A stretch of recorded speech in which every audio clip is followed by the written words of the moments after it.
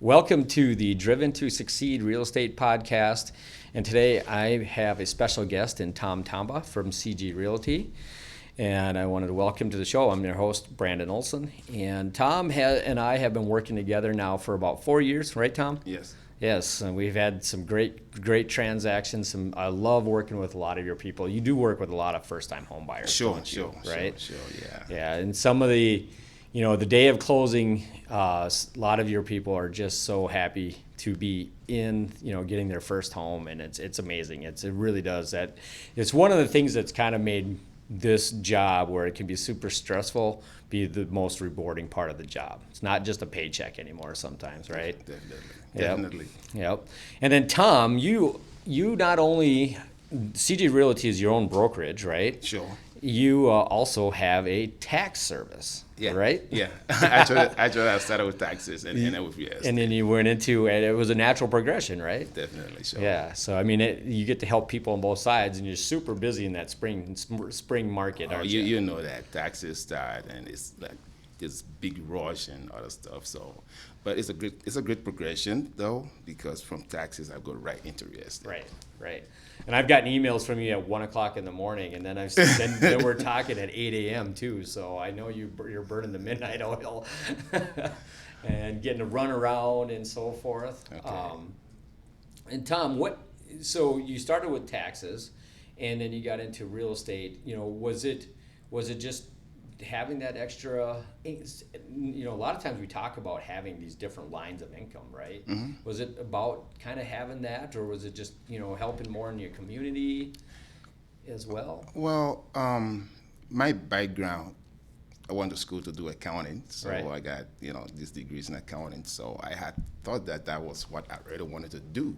Yeah. Right, because you go to school and they tell you you want to do this, then you haven't figured out exactly what you want to do. You're like, okay, I'm going to do accounting. It's easy to find a job and other stuff like that. So, actually, that's how I started with accounting, and then I came to the United States. That's about 24 years ago. Okay.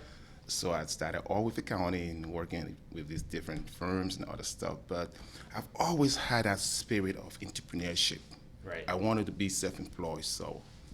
And long story short, I worked as a controller at a company and just quit one day. Yeah. So yeah, my boss asked me like, Tom, why you just quitting? I'm like, yeah, because you came to me, I'm your accountant, and you're like, Tom, how much do I make? I said, well, you make this amount. He's like, why didn't you double it? I'm like, wow. Right. I think that kind of like really gives me a lot of motivation. Like, okay, I should be able to tell somebody tomorrow, like, why don't you just double my salary, stuff like that. Right. So I quit. Actually, Right. I quit. Yeah. And I quit. I really didn't know what to do. So I started working as a bookkeeper, running around businesses, until a friend of mine said, hey, Tom, you're pretty good at most things you do. Why don't you look at real estate? I'm like, what is real estate? Right. So he's like, okay, I'm going to go to a meeting tonight. Why don't you come with me?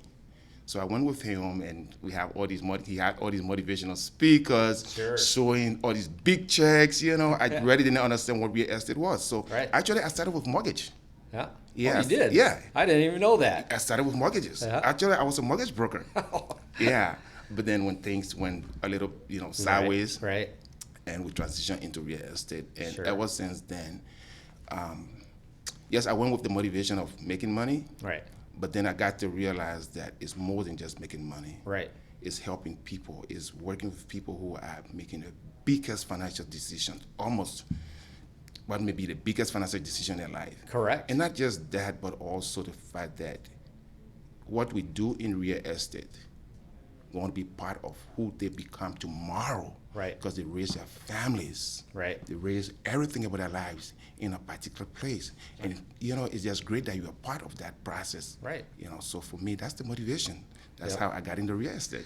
That's a fantastic story, and it kind of co-aligns with like how our whole process, and I've had podcasts with my team, and we really talk about like the sales part of it, and I don't believe that it's so much as sales as it is assisting, right? Definitely. And I mean, Sure. it's completely different. So it's refreshing to always hear that. It's like, yeah, we're not really salespeople. We're really assisting you to facilitate the transaction, Sure, right? sure.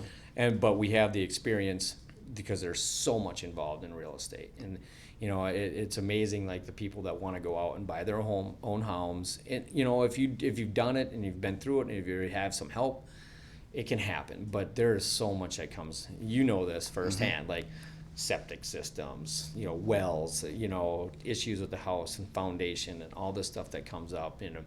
Also we have appraisal issues. Like, what are these people? What do you do if this stuff comes up without a real estate partner, right? Definitely. Or agent that you're working with, Sure, right? sure, yeah.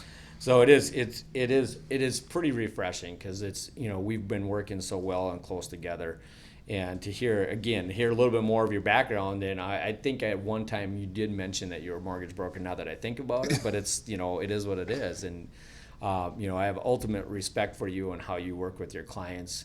You've been so good with your clients, and it's a very refreshing thing. So speaking of that, is there any like particular areas that you work in? I mean, I know we're kind of you're in like the Brooklyn Park, Brooklyn Center areas where your office is, right? Sure. Most of what we do is around the northwestern suburbs, because that's where we have our own niche, our market niche. A lot of our, people in the diaspora, most of our cultural people, that's where they are. Sure. So that's where you see a lot of our business. Well, we do go other sides of the cities, not just this side. Right. We do business in Lakeville, in Farmington, Rosemount, and other places. But a lot of our business, I would say like probably 80% of what we do is around the Brooklyn Park, Brooklyn Center, Maple Grove, Sure. Ramsey, and Wright County. Not Wright County, but St. Michael, right? Rogers, which is Abbotsville, and all these actually. places. So yes, because this is where a lot of our people, African people, are located, Right. And so it's a lot easier to kind of locate them places. And Right.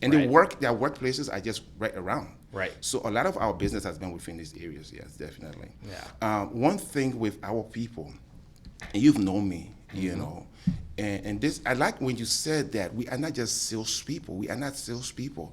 Right. And when I begin to talk to my clients, I said with them like, hey, I'm not trying to sell you a product. Right. I'm trying to help you in the process of what you want. Right. So, can it be confusing? Yes, there are a lot of things you're not going to know about. You don't know what an offer is. You don't know what an earnest money deposit is. Right. You don't know all these many things. So you need someone to guide you in the process. When I bought my first home, I really didn't have the kind of guidance. Right. And so I don't want to have, my clients feel like I felt at the time because I found my own home. I mean, it's like I called the agent like, hey, come on, let's go. We got a house. Right. Yeah. I don't even remember if we did inspections. Right. But, the fact about it is that we can help people in making these decisions. And I tell them every time, like, I want you to be informed. Right. I want you to know exactly what you are getting into. Go ahead. Just setting those expectations. Yeah. Early on in the process, and Sure. that makes that process so much better, right? A lot easier. A lot easier. A lot easier. Yes. Because if you don't do these things, now you have to come back and work on them again. Oh, how Right. come you didn't tell me this? Right. Or how come I don't know this? Right. Well, this is what the process is. It's a lot easier when you see things from that perspective, because I tell my clients when I'm working with you, it doesn't matter whether you're buying a $400,000 or $1 million home. Right. I'll see myself like you. Right. I want you to be treated like I want to be treated, and it's always helped me. And I've kind of really got to love this profession, this real estate engagement, because I'm working with a lot of people putting that in homes. So I get all these referrals all the time, help me, Right. whatever it is. But generally, it's something that we need to do the best we can Right. to help the people as much as we can. Yeah, and right now it's super important as being able to, with what the market's doing and changing, and we don't know from day to day right now what's going to happen, right? So we do know one thing, that there is a very big push for investment properties from institutional investors that are eating up a lot of the first-time home buyers, right? Yeah. And it's scary. I just watched an episode or a segment on the news this morning about that. How much it's up 27% from last year for institutional, and it's a pain because we have the first-time home buyers out trying to buy these homes, and they're getting pushed up by these prices because institutional buyers are pushing everything up, right? Definitely. That's causing a limited supply on homes, and so forth. So being able to assist people in that process, figure out how we're going to get them into their first home, and walking them through and setting the expectations. We may not get the first offer, may not get the second offer, for you guys, that's where I feel really bad, because you're driving around, you're doing this, you're writing these offers at 8, 9, 10 o'clock at night, and then all of a sudden, nope, we got 10 offers and we can't do it, right? Yeah. But again, it's back to that process, Well, setting those expectations. Sure. Yeah, you set the expectations, and the market is changing. Has changed a little bit. We've seen the increase in interest rates. That has knocked out quite a few buyers. Sure. Those who are qualified cannot qualify again, or even if you qualify now at a lower price point. Right. So we've seen that. And actually, you're talking about institutional buyers. I just actually came across another, I would say, big buyer. So what they are doing is they're buying these homes and are renting them to people who cannot buy. Right. On this rent to own, lease to own kind of agreement. I'm not a big fan of that. No. But that's what's happening. So I met them. They're like, hey, we can get any of your buyer in a home. Well, at what cost? Right. At what? We pre-approve them and rent to them, and then after a year or two, they can purchase a home and other stuff. For some people, it may work. Right. So, for some, it may not. But for people who are thinking about buying now, I would advise and suggest that they get into the market now. Correct. Right? There's no guarantee that interest rates are going to stop where they are today. No. Right? Right. So there were people who bought last year, took advantage. This year is a totally different story. Correct. Right? So the sooner you get into the market, the better.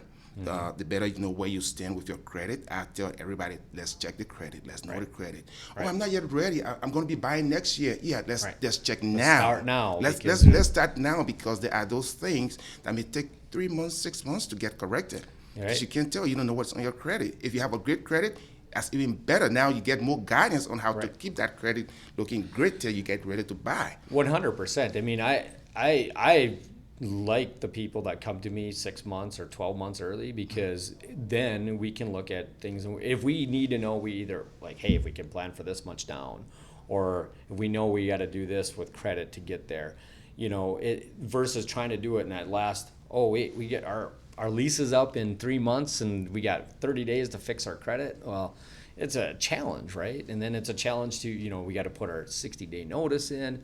So yes, I mean, that's, part of that process. And they're going back to the old saying, there's no time like the present, and that's what it is right now, right? Sure. And going to the interest rates, right? And we've seen a little bit of a pullback this week. Like today, the market's down, I don't know, like 500-600 points, and I see the 10-year Treasury even dropped, pulled some rates in the fives, low mid fives this morning already. So for a 30-year fixed mortgage, so that, 2 weeks ago we were at like 6.25, right? And it is what it is. So there's, the one thing about buying your home today and knowing that there's a limited supply is the likely that you're going to keep going up in value is great. Definitely. Right? Sure. Now, interest rate wise, say you do qualify at the 6.25 or at 5.75 or 5.5, and you can afford that payment, that's all part of that. And then say 2, 3, 4 years from now, rates come back down or something, right? You always have the opportunity to refinance. Yeah, sure, definitely. Right? Yeah. So to get that lower payment, and maybe you only put 5%, 10% down, or even less than that, but your value of the house went up. Now you can get rid of mortgage insurance. So being able to help that's when we went through the refi boom during COVID, we were calling some of your borrowers, your clients, and like, hey, we can actually save you like $100,000 on your house now, right? And we can refinance you. Your payment went down $250. It was amazing. And people were super happy. Like it's like, oh God, yes. Right now specifically going forward, that's going to be a very big focus.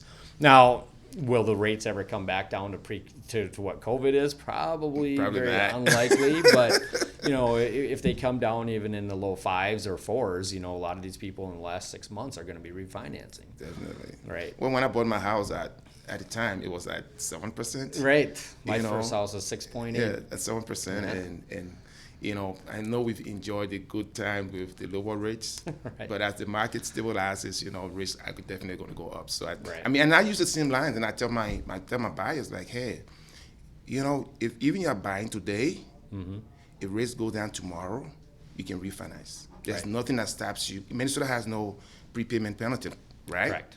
So Right. there's nothing that stops you for residential homes, I think. Right. But there's nothing that stops you from buying now and refinancing tomorrow. Correct. You know, Correct. if things get better. Oh, the payment's a little high. Yeah, but if you keep renting, you get nothing. The You get rent- no equity appreciation. Even the payments, your monthly payments, everything, 100% of it goes to the Right, landlord. right. To the landlord, you have nothing. And 5 years from now, you're still going to be renting. And 5 what do years- landlords do every year? Of course. They raise They raise the rent. Right. And it's not your own home. So just the comfort of knowing that that's your own home. You can have the kids run. Right. You can barbecue wherever you want to and do all Right. these kind of great things that come with home ownership. You're missing out on that. So we sit and have this conversation. And they think about it for long and like, you know what? I think that makes sense. Yep. And I like working with you, Brendan. I like working with you because many times people come to me and like, hey, I don't think my credit is great. I'm like, go to Brendan, go to my man. He's going to put a Thank credit. you. He's going to tell you what to do. Hey, pay this off. Don't pay this off. Mm-hmm. Many buyers or many people think that I can just go out there and fix my own credit. No, you Right. can't. Oh my gosh. You that's end up doing things that will actually have an adverse effect on the credit. So Right. leave it where it is. Go talk to my man, Brendan. And I appreciate that plug for yeah, sure. Yeah, That's awesome. yeah. So do that, and we're gonna get there, and obviously we end up getting there. Right. So it's the market now. We just have to like really, work with the buyers, educate them a lot. It's a lot of education now, Right. Because people are nervous. They don't know what the market is going to look like. They ask me, Tom, you think property prices will keep going up? I'm like, I wish I had the Crystal ball. the crystal ball to tell you what the market is going to look like Right. tomorrow, but I don't know. Yeah. I don't know what's going to happen, politically or economically. I don't know. Sure. But the fact about it is, you own a home. Right. That's it. You own a home. So, You start building that wealth today, right? Yeah. I mean, because that's really what it is. I mean, even if look at the last crisis that you went through, sound like on the brokerage or the Yeah. mortgage side, right? But look at those the people that stayed in those homes. It was 8 years. 8 years later, they were already up 30% more, Yeah, right? And sure, then they had definitely. paid for 8 years on it, so they have all this equity. Yeah. Right. So, it's typically even if let's say next 6 to 18 months we have a pullback, and I don't think it could be much because there ain't anything homes out there to be, we'd have to have an influx of homes for it to really be that kind of a price reduction, right? But if you're buying a house today and you plan on staying there for 3-4 years at minimum, you're likely not going to ever notice it, right? Definitely, yeah, sure. Right, and then here 5, 6 years, 7 years down the road, and then you're looking at where your balance is and what the values are. And right now, specifically, the way the inflation is looking like, I mean, I don't think we're going to go down on these prices on most items in the near future, right? So if you did buy, the sooner you buy today, the better you're going to be, right? Yeah, and I like the whole concept about buying now or buying at any time. The thing is, there are going to be fluctuations. That's how the economy works, right? That's how it is. It goes up, it comes down, it goes up. But if you look at the long-term trajectory, it keeps trending upwards. Right. So it's going to go up a little bit. It's going to come down. It's not going to retreat to where it was originally. Right. It comes down a little bit and then a while, and it goes back up. And you can ride that upward trend over Right. time. But Right. that only happens if you buy it now, if you're in the market. Yeah, if you keep waiting, Yeah. we talk about this. Like, say you had rent at $1,400, and now all of a sudden it's $1,600 or $1,700 or $1,800, because guess what? Taxes have been going up.